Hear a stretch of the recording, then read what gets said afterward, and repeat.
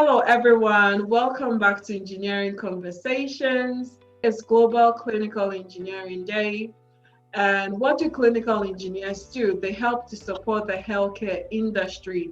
They do this either through governance, clinical, procuring, as well as managing life-saving equipment. And today, our guest is a clinical engineer, and I'm going to ask her to introduce herself. Thank you, Sophie. My name is Nana Odum, and I work at the Cleveland Clinic in London as the Clinical Engineering Manager. My role as a Clinical Engineering Manager on a project such as the Cleveland Clinic project is to provide input in procurement of medical devices in a consulting capacity. And so my role requires defining the technical requirements and also inputting into risk assessment, especially from a cybersecurity perspective for devices that would be placed onto our network or would be connected to any system within our organization.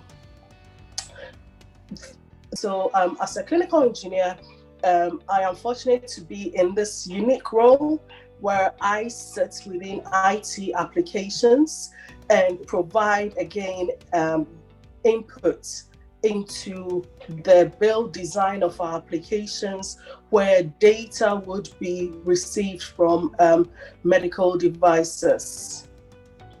Outside of that as well, I work really closely with our supply chain management team, our consumables, our caregivers would be able to work in a safe environment and also would be trained to use this environment, to use these devices, all contributing to the safety of our patients.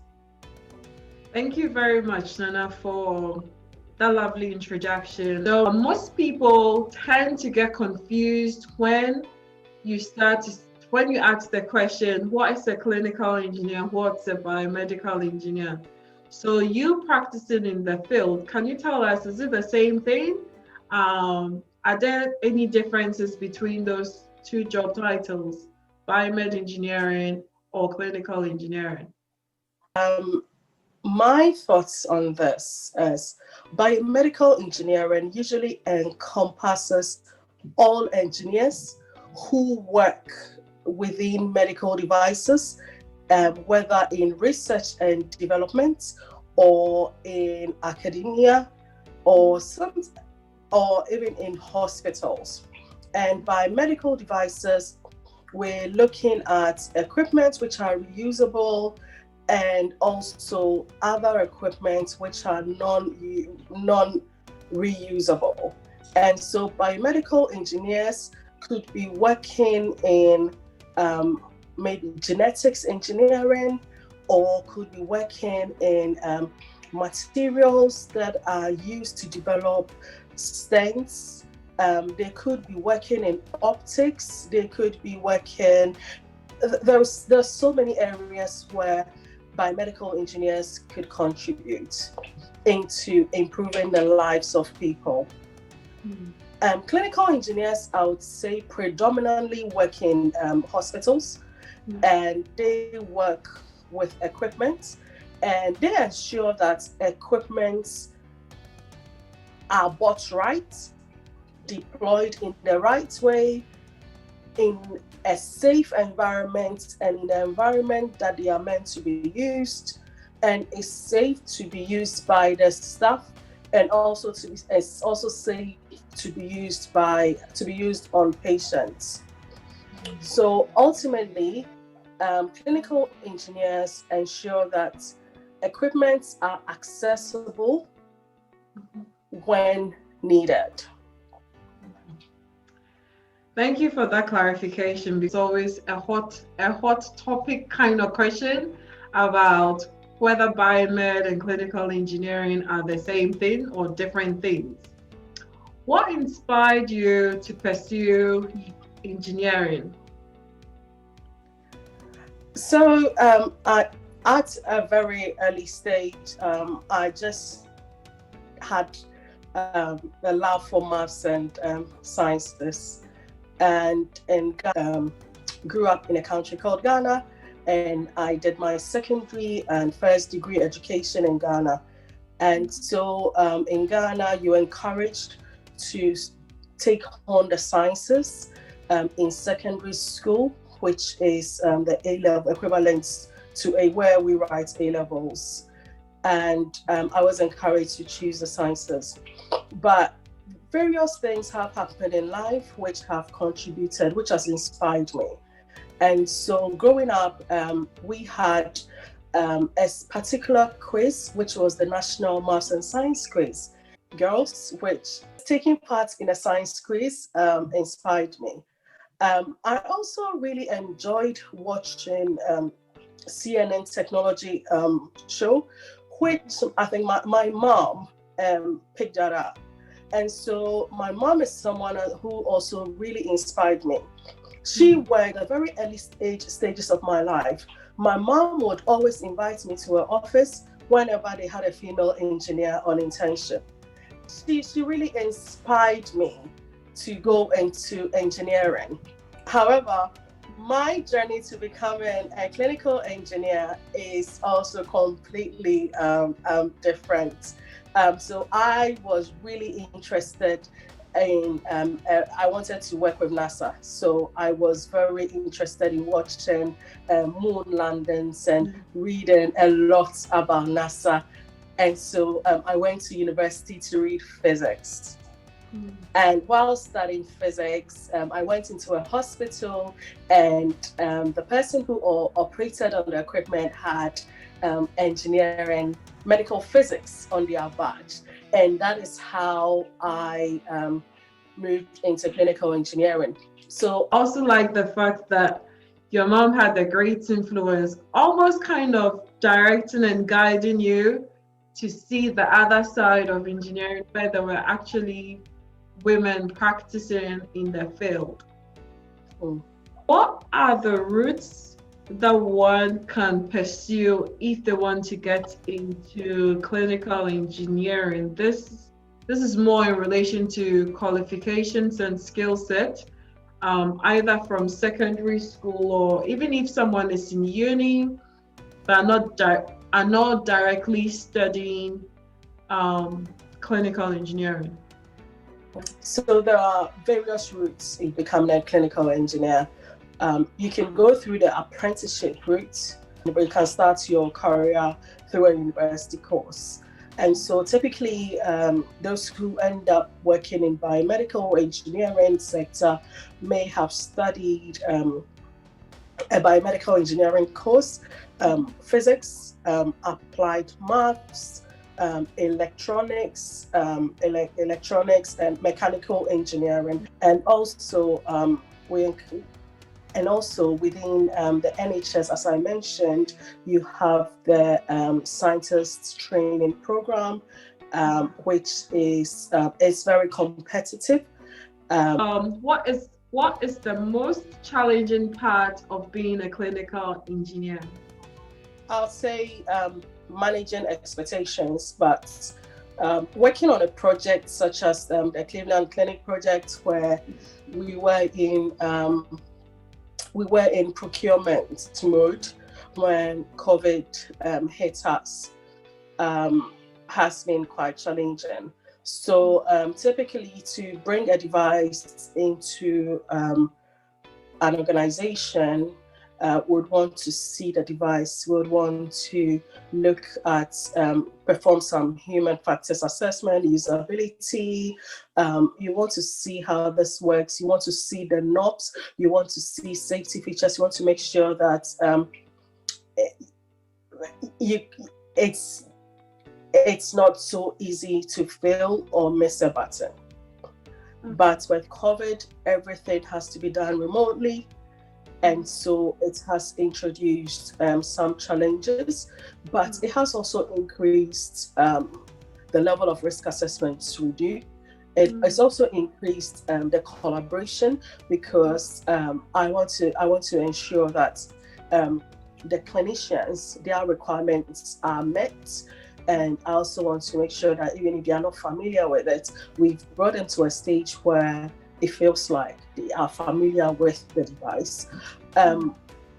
Also, you have to envision the environment that is going to be placed in, even though we don't have that environment ready yet. And so you're asking questions around how can this be deployed safely? And what is the size of the equipment? What space is it going to fit in? And even if we have to do some testing before it's being deployed, how can we bring devices in to our office environments when we don't have an equipment, and test it in that environment and ensure that this meets our workflows and this device can support the workflow. And so part of this process as well is ensuring that we've got the workflows clearly documented, and working very closely with them. So there are lots of expectation management there, where sometimes clinicians are familiar with devices, certain devices, and so there may be hesitations in looking at others, but it's about presenting the information in a way that we would want to look at all of this. We want to align it with your workflow. We want to look at all the risk assessments around it, and then we're looking at safety. We're looking at the governance around it. So there are expectations to be managed, and the word that we don't like to talk about is cost. But sometimes it's important that we look at the life cycle costs, because a device may be cheap, but overall may be expensive because of the consumables or because of certain upgrades that we have to do with it. And so these are all parts of the information that we present as clinical engineers to support these expectations and management. And you always tend to find yourself as well between IT, finance, and clinicians, and trying to manage all of these. But no, I would say it's, even though it's challenging, it's part of the learning curve, and it also helps you to really work closely with all the partners. In the line of a clinical engineering work, do you have interaction with patients, or it's mostly just with other clinicians, or this will vary per your role that you have? I would say yes and no.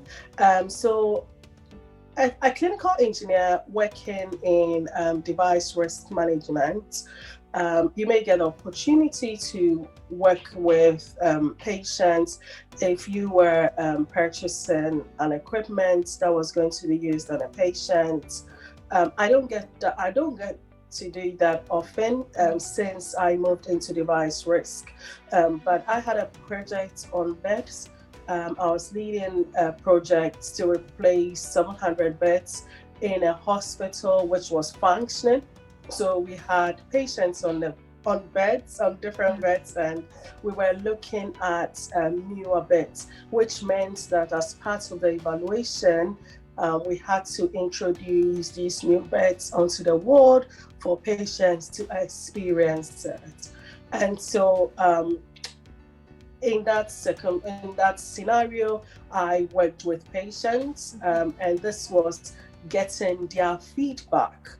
And so I would go in the morning, ask them how they felt about the bed, if they had to do any therapy with physio, ask them around how the equipment that they use to get up and sit down, how it fits around the bed, how comfortable it was when they were getting out of the bed. So it's quite interesting, and again, it depends on the project you're involved in.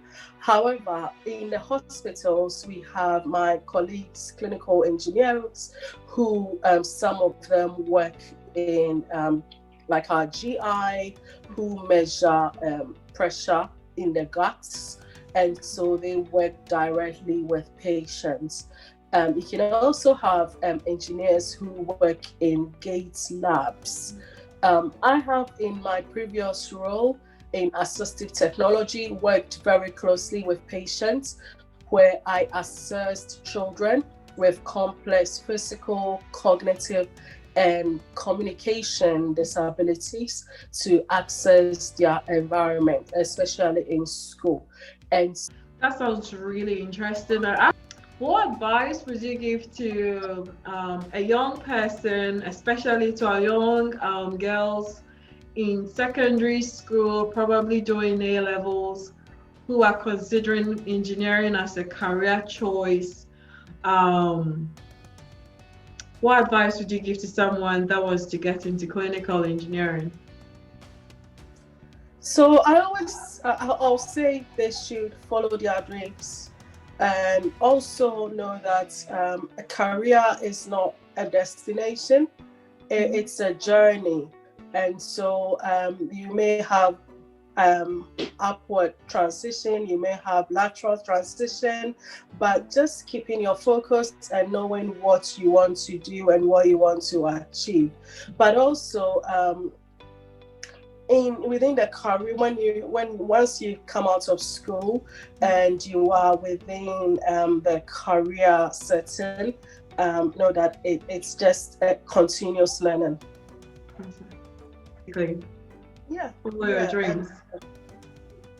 Follow the dreams and know that whatever you seek to achieve through hard work, consistency, persistence, and continuous learning, you will get there. Yeah, that's really great advice. What do you see into the future of clinical engineering, especially with the advancement of technology and then the big unknowns that, such as a pandemic that we've all found ourselves in this year? What do you see into the future of clinical engineering? Yeah. So what COVID has presented from a technology standpoint is the importance of having data to make decisions or to support clinical decisions. And so as clinical engineers, moving into the space where we are working very closely. Again, I'm fortunate to be working within the IT space.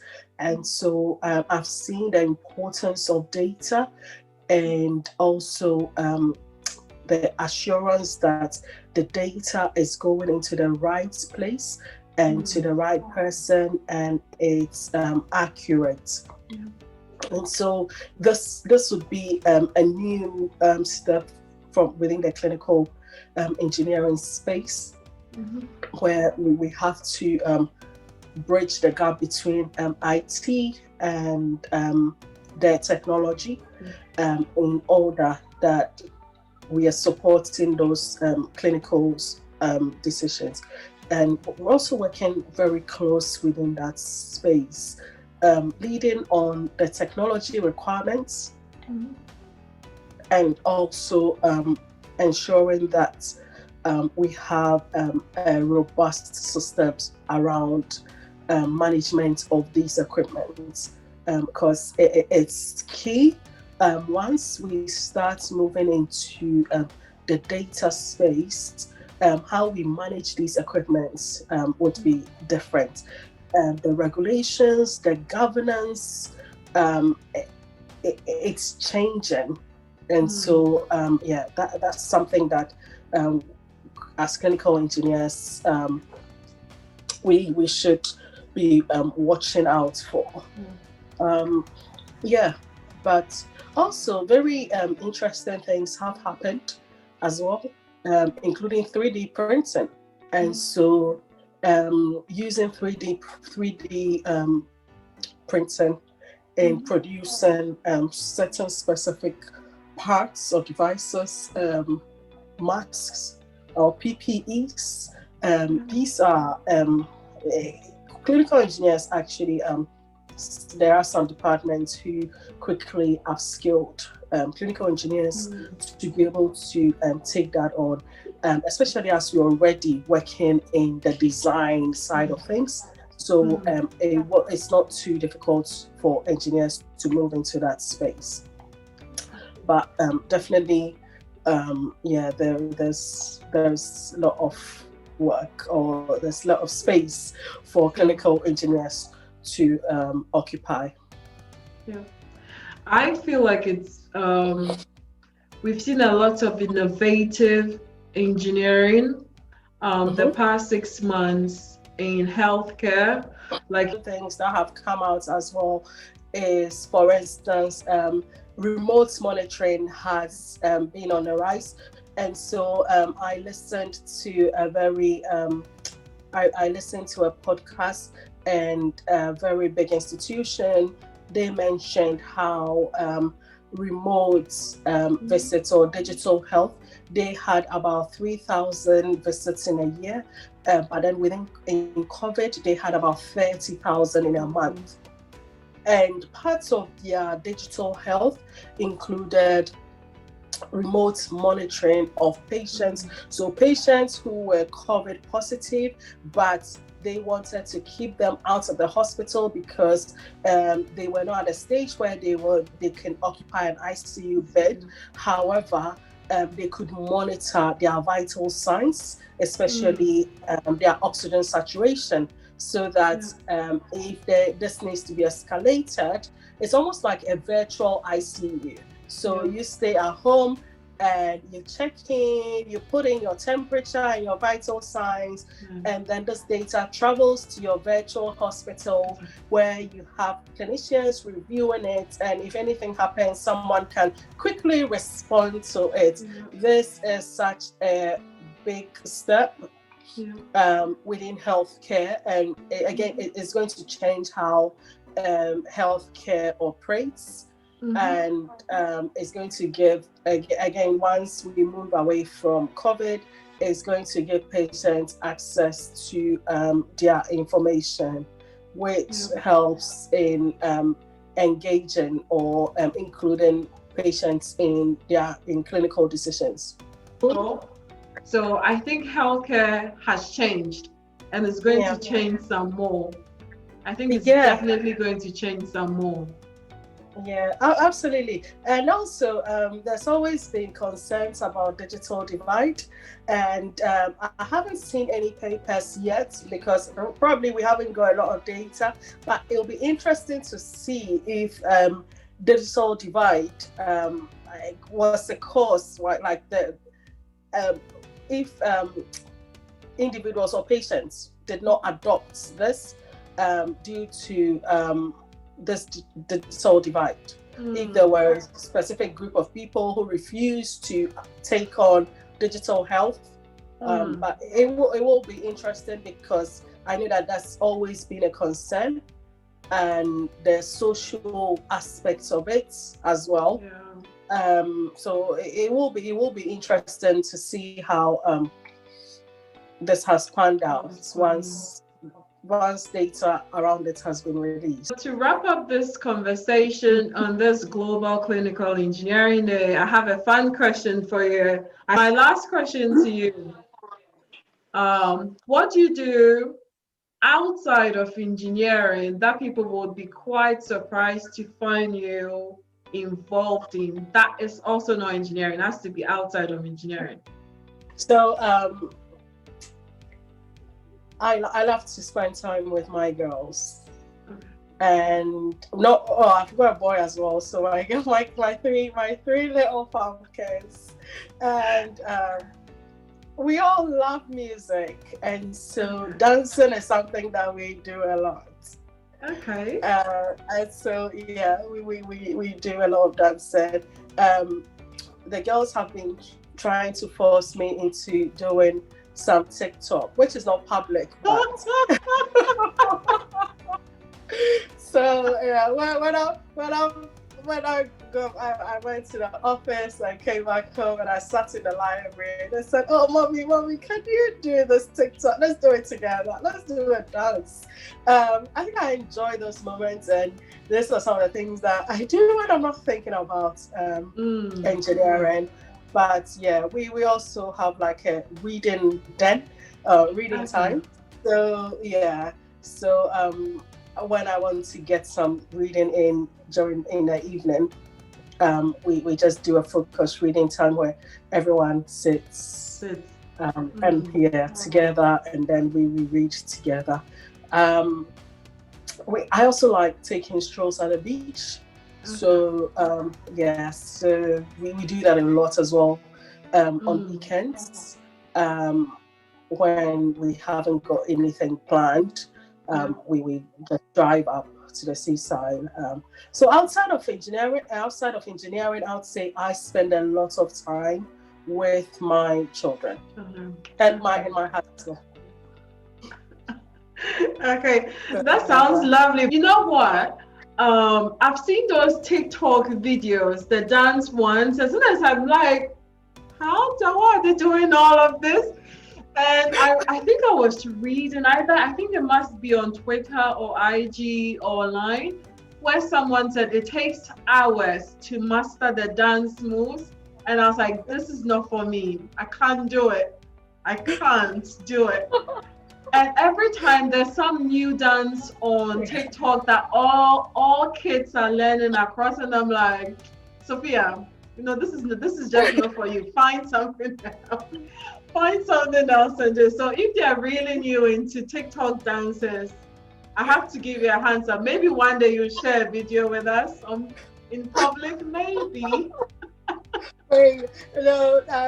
At the moment, everything is private now. But I'm pleased that they don't take me through dances that we have to take hours to master. I just get along. And thank you, Nana, for sharing your clinical engineering experiences with us. But ultimately, thank you to you and the thousands, probably millions of clinical engineers all across the world that are providing services to our healthcare industry. And in the era of a pandemic, everybody providing or working in that healthcare industry is key in making sure that each and every one of us is alive or staying alive. So we want to say thank you to you for the services that you provide, as well as your other colleagues too. Thank you, Sophie, and thank you to all my colleagues who are the unseen heroes of healthcare. Thank you.